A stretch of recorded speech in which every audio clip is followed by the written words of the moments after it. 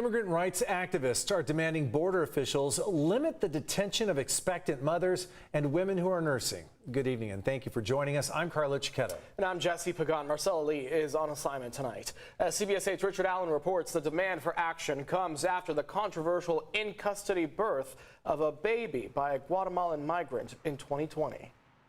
Well, that's right. Migrant advocates say that their demand is simple. They want Customs and Border Protection to limit their detention of women who are pregnant, postpartum, or nursing, saying that each day that passes without this policy places more families at risk.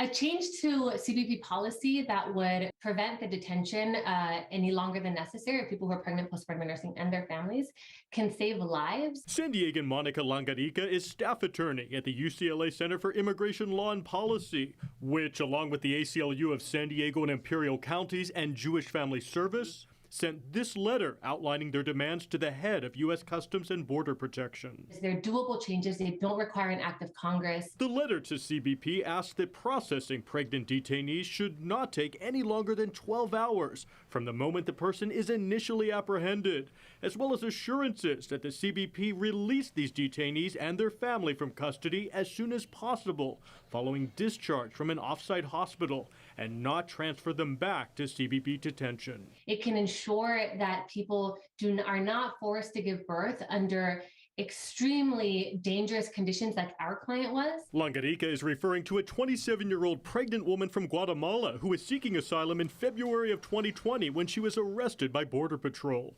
According to a complaint filed with the U.S. Inspector General Office, instead of being taken to a hospital, the woman was taken to the Chula Vista Border Patrol station, where she delivered her baby while standing and holding on to a garbage can. After being taken to the hospital following the birth, the woman was then returned to the station, where she was forced to sleep with her newborn on a bench as captured in these images. CBS 8 reached out to Customs and Border Protection for a response to this demand for policy change. A spokesperson instead referred us to CBP's updated guidance on handling pregnant and postpartum detainees, including access to snacks and juice, welfare checks every 15 minutes, and diaper changing stations. We think that is grossly misses the point and is wholly inadequate to uphold the health, the safety, the reproductive rights of this population. And to take a look at the entire letter sent to Customs and Border Protection, as well as CBP's current policy and the Inspector General's review of that February 2020 incident, just go to cbs8.com, click on the online version of this story.